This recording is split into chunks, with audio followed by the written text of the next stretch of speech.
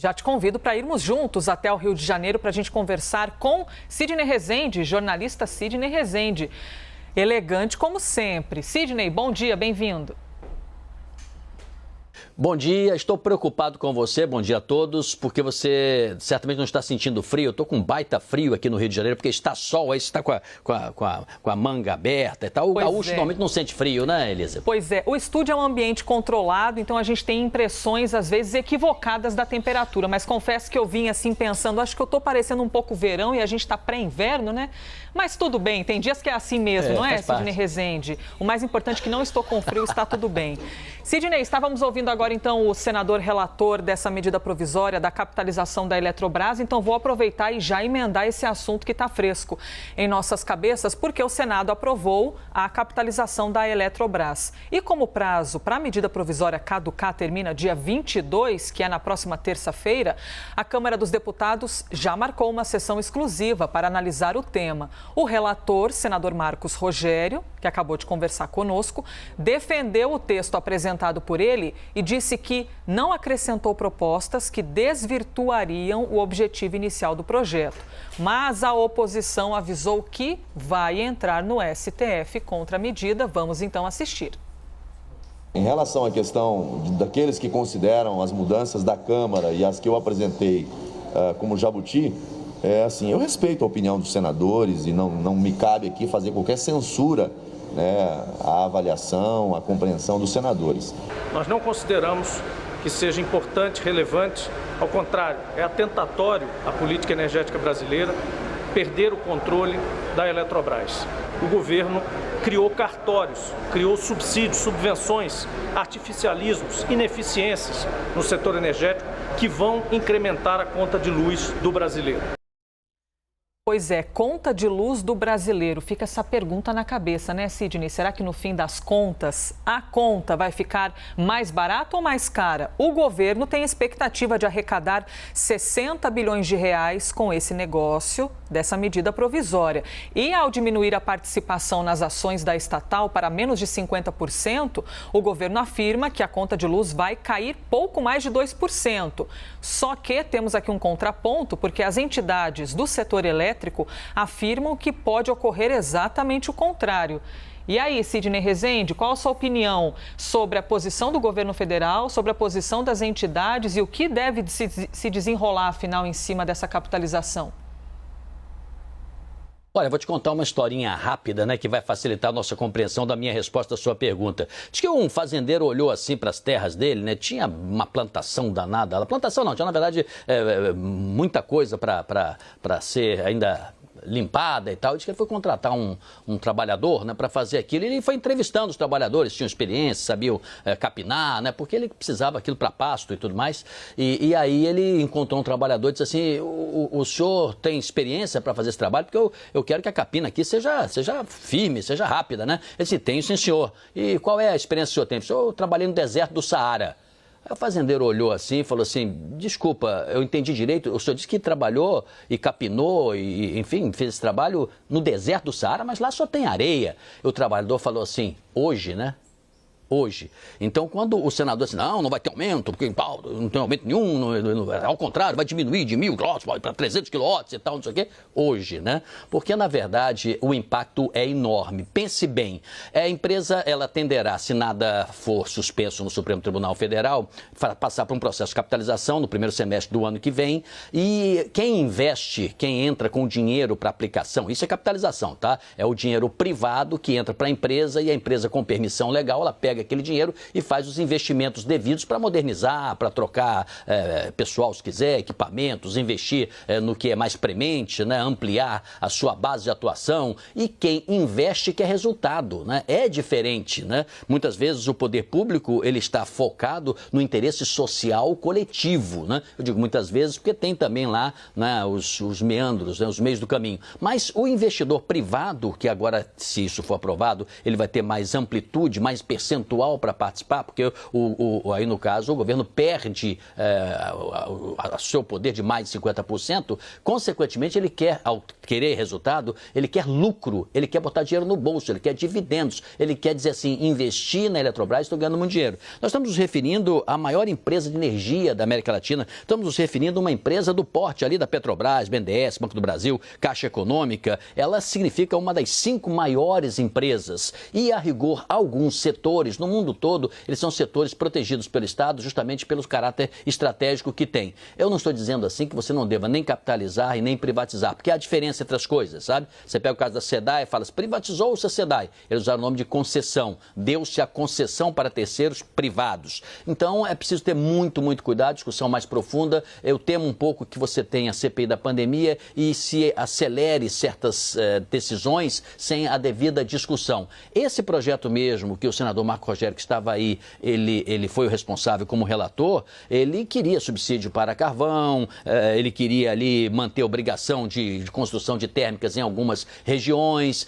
De alguma forma, do jeito em que estava, graças a Deus houve uma modificação, nós teríamos aí um quadro em que a Eletrobras iria pagar para ser capitalizada e não ser capitalizada para receber capital privado. Desse jeito não dá. Então, hoje é possível que no primeiro momento não se tenha aumento por conta desse processo que está se discutindo de capitalização lá no âmbito do Congresso Nacional. Mas, mais adiante, eu considero quase inevitável que venha aumentos sim, porque quem investe quer ganhar.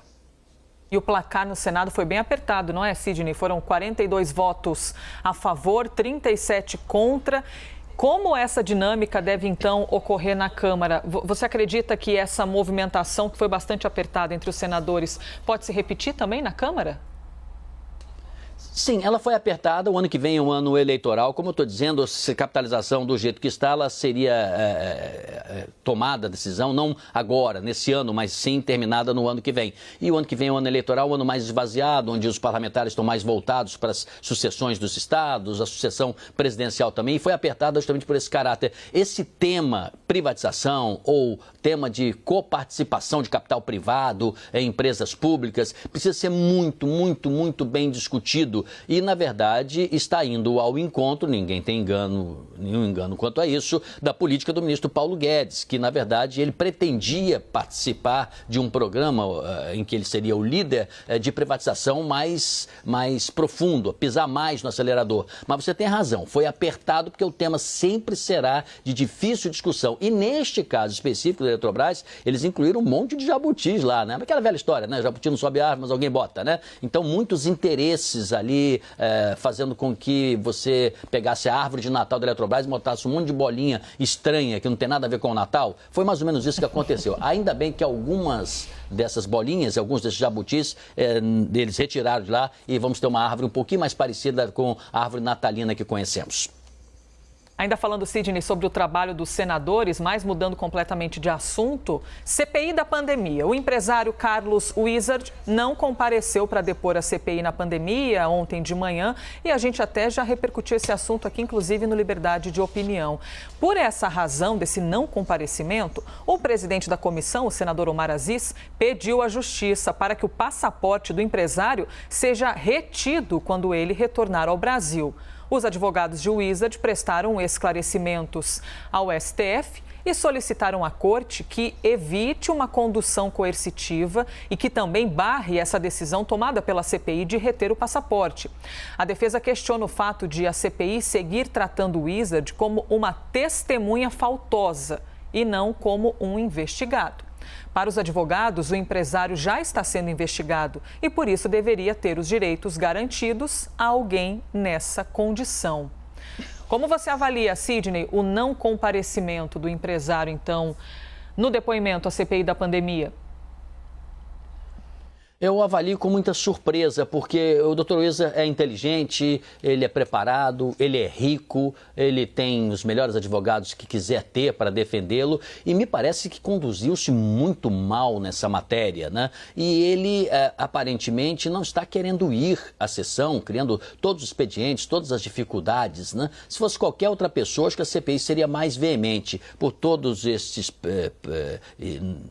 explicações que eu dei, esse preâmbulo, é que talvez a CPI CPI esteja pisando em ovos. Porque, ora, informado que teria, né, esta sessão, ele vai para os Estados Unidos, depois diz que não está com o passaporte disponível para entregar, depois utiliza dos seus advogados para buscar outros caminhos, por fim agora já está com essa mudança de posição. Não é ele que tem que pautar a CPI, é a CPI que tem que pautar os depoentes, né? Convidá-los sempre como se deve, do ponto de vista mais direto e pessoal, com cavalheirismo e educação, do ponto de vista legal, completamente definido com que as normas assim de uma CPI determinam, mas parece que é ele que quer pautar, na verdade, a CPI. Isso é muito esquisito, né? Muito ruim. E qual é o temor dele de ir lá e responder as perguntas? Ele tem total capacidade, como eu disse, por ser tudo aquilo que eu comentei há pouco, né? Inteligente, preparado, capacitado para se defender. Mas como o tal do gabinete paralelo tem comprovações muito objetivas que ele fazia, de fato, ali mais do que uma colaboração de altíssimo nível, interferia até nas políticas, pelo visto que o general Pazuello determinava, né? Há filmagens nesse sentido, há afirmações, a CPI já tem documentações também, ele talvez tema, ao não querer ir, que se ele for, seja ruim para ele, né? E quer se defender. Mas eu acho que ele está fazendo uma atrapalhada muito grande na sua própria defesa. Isso vai ser ruim para ele, viu? Daqui a pouco, inclusive, tem mais um dia de trabalho entre os senadores na CPI da pandemia, nesta sexta-feira. Quero te ouvir a respeito da expectativa para os dois nomes de hoje, Sidney, que são os médicos Ricardo Zimmermann e também Francisco Eduardo Cardoso Alves. A intenção dos senadores é fazer questões técnicas, né? Perguntas técnicas em cima desse enfrentamento à pandemia e tudo que diz respeito ao tratamento. E aí, o que tens a dizer sobre hoje? Qual vai ser a postura dos senadores? É uma pena, Elisa, que esse assunto tenha se politizado, né? Porque se alguém tem uma febre ou tem um problema qualquer, uma inconstância de saúde, ela procura quem entende, que é o médico, né? E o que acontece? Quando você procura o médico, você quer ouvir de alguém que estudou, que se preparou, que tem experiência, o que você faz. Pode ser até que você já esteja com Covid, né? E pode ser que não. E o médico é que dá aquele encaminhamento, aquela tranquilidade. Eventualmente, ele acaba dando orientações bilaterais para o paciente. Então, se eu procuro um médico, eu quero saber dele o que eu devo fazer. Isso é bem diferente de você fazer uma espécie de um tratamento precoce com medicação, alguma coisa como tome esta medicação que você não pegará Covid, ou tome já essa medicação que você não vai contrair a doença. É esse que é o problema, a história do tal da cloroquina e outros medicamentos que hoje se sabe não serem corretos. Mas este acompanhamento, que poderia ser chamado de um atendimento inicial da saúde, não precoce. Precoce é como se fosse antes, mas inicial é o que o paciente espera do médico. Então, tem uma diferença entre uma coisa e outra. Mas o que eu espero é que os dois hoje digam, afinal de contas, se era correta a prescrição de cloroquina e outros, como alguns médicos fizeram, ou não, para evitar a propagação da doença e para evitar que o paciente fosse a óbito. Se eles provarem tecnicamente que esta tese é a correta, vai ser esclarecedor para todos nós. Mas, no entanto, se eles, mais uma vez, não conseguirem provar, vai se ver que aqueles que fizeram isso, os médicos que prescreveram essas medicações lá no início, como um tratamento quase milagroso, vai por terra. Diz a saúde, diz a OMS, que esses medicamentos não servem como atendimento precoce para se evitar a doença. Mas vamos ver o que os doutores vão dizer aí na CPI daqui a pouco. Eu estou curioso e acho que é interessante você ouvir todos os lados, sim. Muito bom ouvi-lo, então, mais um dia. Já vou encerrar, Sidney. Hoje estamos um pouquinho mais enxutos aqui, justamente por causa do horário da CPI da pandemia, mas já lhe agradeço por mais um dia. Muito bem. Até amanhã. Até segunda, na verdade.